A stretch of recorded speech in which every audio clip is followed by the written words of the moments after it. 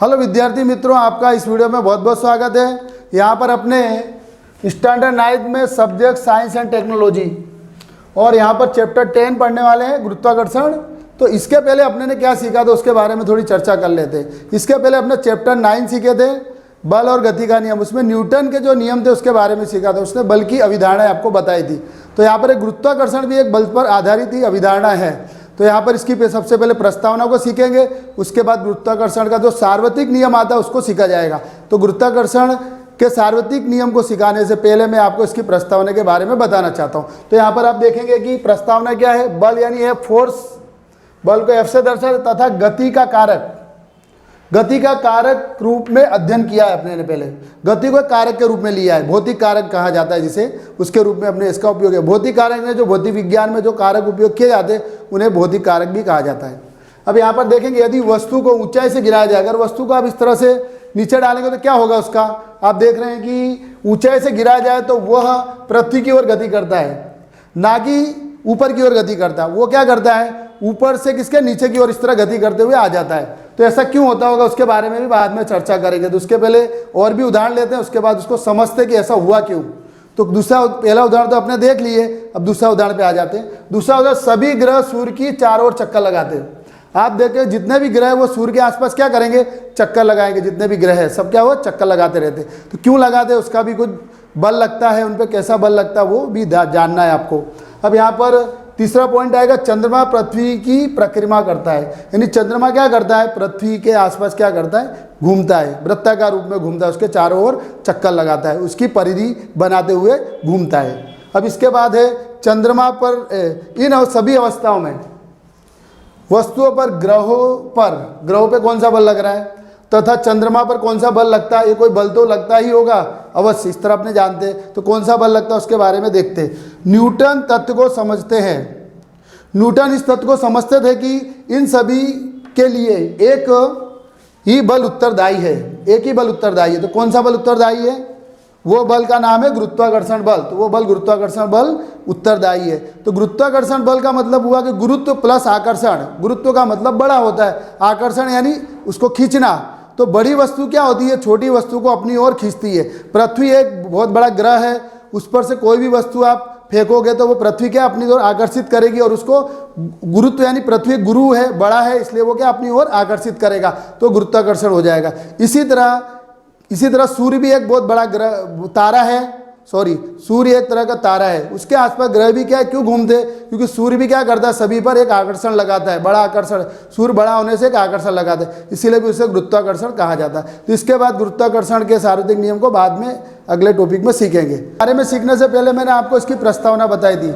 इसको सबसे पहले ध्यान में रखने वाला था न्यूटन ने जब फल को नीचे गिरते देखा तो वो फल नीचे की ओर गिरा था, तो उसे ऐसा लगा कि ऐसा क्यों हुआ, तब उसने गुरुत्वाकर्षण के बारे में कुछ समझाया था। तो अपने उसके कुछ नियम को देख लेते हैं। इसमें क्वेश्चन 1 है आपका, सार्वत्रिक गुरुत्वाकर्षण का नियम लिखिए और गाणितिक स्वरूप का वर्णन कीजिए। मतलब इधर क्वेश्चन में क्या है, जो अपने गुरुत्वाकर्षण की जो प्रस्तावना सीखे उसके बाद एक नियम को सीखते हैं। उस नियम का नाम है सार्वत्रिक गुरुत्वाकर्षण का नियम, और उसका गाणितिक स्वरूप भी बताना है, यानी उसको मैथ में यानी उसको गणित के स्वरूप में भी आपको लिखना है। जो भाषा में नियम लिखूंगा उसी भाषा को आपको गणित के स्वरूप में लिख के भी बताना है। तो अपने सबसे पहले नियम को समझते हैं। नियम में लिखा है, दो पिंडों के बीच, दो पिंड कोई भी हो सकता है, वस्तु हो सकती है, के बीच का आकर्षण बल यानी F होता है, फोर्स। उन दो पिंडों के द्रव्यमानों को किससे दर्शाते हैं, M से। M यानी MASS, मास होता है, इसलिए पहला पिंड है उसका द्रव्यमान M1, दूसरा पिंड है उसका द्रव्यमान M2। क्योंकि इसमें दो पिंड लिखे मैंने, इसलिए दो पिंडों के द्रव्यमान को लेना, एक का M1 और M2 के गुणनफल हो। उसका जब गुणनफल करेंगे M1 M2 का, तो M1 गुणे M2 के समानुपाती इस तरह से अल्फा टाइप का एक संकेत होता है, इसको समानुपाती कहा जाता है। इसमें संकेत मैंने बाजू में ब्रैकेट में लिखा है आपको। तो चलो फिर यहाँ पर, तथा उनके बीच की दूरी यानी डिस्टेंस का दूरी होता है, जो डी के द्वारा जैसा है के वर्ग, तो डी का वर्ग या डी स्क्वायर के व्युत क्रमानुपाती होता है। इस नियम को सार्वत्रिक गुरुत्वाकर्षण का नियम कहते हैं। तो इसको फिर से एक बार रिपीट कर लेते हैं अपने कि नियम क्या है, दो पिंडों के बीच, इसमें दो पिंड होते हैं आपके, एक पिंड ए और एक पिंड बी, दो पिंड है आपके पिंड ए और पिंड बी के बीच का आकर्षण बल, माना कि एफ है, ये दोनों पिंड एक दूसरे पर बल लगाते, इसलिए इसको आकर्षण बल लोगे, एक दूसरे के बल लगाते। ये इस तरफ बल लगाता है, ए पिंड इस तरफ बल लगाता है और बी पिंड इस तरफ बल लगाता है। तो देखो ए पिंड का मैंने एरो इस तरफ मारा है और बी पिंड का एरो इस तरफ मारा है, देख सकते हो आप लोग इसको। तो क्या बोल रहा है, आकर्षण बल यानी एफ,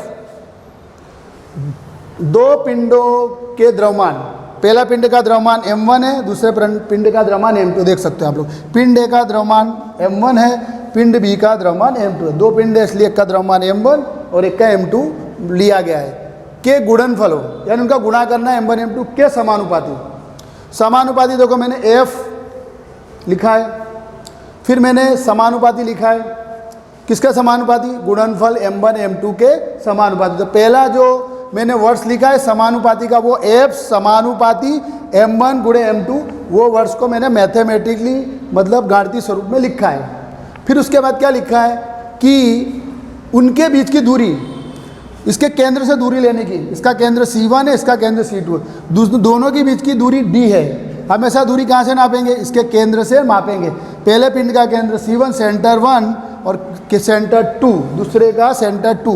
C2 का मतलब होता है दूसरे का केंद्रक और C1 का मतलब होता है पहले का केंद्रक। दोनों के केंद्र के बीच की दूरी, यह लिखना कंपलसरी नहीं है, खाली आप लिख लोगे उनके बीच की दूरी D के वर्ग।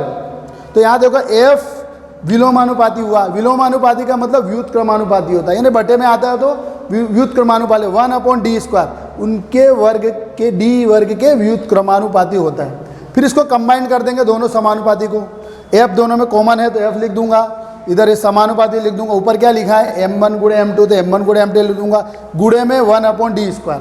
अब यहाँ आप समझेंगे कि m1 m2 का गुणा 1 से करेंगे तो क्या आ जाएगा m1 गुणे m2 और d²। लेकिन जब समानुपाती हटा दो तो बराबर करके कोई नियतांक लगता है, बराबर करके कोई, जैसे मैं आपको बाजू में बताऊं x समानुपाती y, दो राशियां चर राशियां, जो समानुपाती का मतलब ये बढ़ेगा तो ये भी बढ़ेगा, समानुपाती का मतलब x बढ़ेगा तो y राशि भी बढ़ेगी। अब मैं जब समानुपाती हटाऊंगा तो इधर क्या लिखूंगा x = ky, जहाँ पर k 0 नहीं होना चाहिए, ये ध्यान रखेंगे आप, k क्या नहीं होना चाहिए, 0 नहीं होना चाहिए। तो यहाँ पर भी g 0 नहीं होना चाहिए, उसका भी मूल्य आप बाद में सीखेंगे। तो इधर इसको हटा के बराबर लिखेंगे g m1 m2/d², जहाँ पर g को क्या बोलेंगे, सार्वत्रिक गुरुत्वाकर्षण नियतांक, यानी उसकी कीमत अचल होती है, बदलती नहीं है, इसलिए उसे नियतांक कहा जाता है। तो गणितीय स्वरूप फिर से देख सकते हो कि यहाँ पर f समानुपाती m1 m2, यानी f क्या है, उनके बीच का जो आकर्षण बल है दोनों के द्रव्यमान के गुणनफल के समानुपाती है, और उनके बीच का आकर्षण बल दोनों के बीच की दूरी यानी d के व्युत्क्रमानुपाती है, वर्ग के व्युत्क्रमानुपाती, वर्ग भी लगाए d का स्क्वायर, इसलिए 1/d² होगा। अब यहाँ पर मैं दोनों को कंबाइंड यानी मिला दूंगा, तो f दोनों में कॉमन है तो f लिख दूंगा, ये संकेत समानुपाती का लिख दूंगा। ऊपर क्या लिखा है m1 गुणे m2, तो m1 गुणे m2 लिख दूंगा, और ये पद है 1/d²। अब मैं ऊपर का गुणा ऊपर कर दूंगा, क्योंकि गुणा होता है तो ऊपर का गुणा ऊपर कर दिया जाता है गणित के हिसाब से। m1 गुणे m2 का गुणा 1 से करेंगे तो m1 गुणे m2 होगा और अपॉन में d² होगा। अब मैंने इधर जो समानुपाती को हटा के बराबर g लिखा है, यानी g एक सार्वत्रिक गुरुत्वाकर्षण नियतांक है, क्योंकि इसकी एक कीमत नियत होती है, फिक्स होती है, वो कीमत अपने इसके लेक्चर के बाद में सीखेंगे।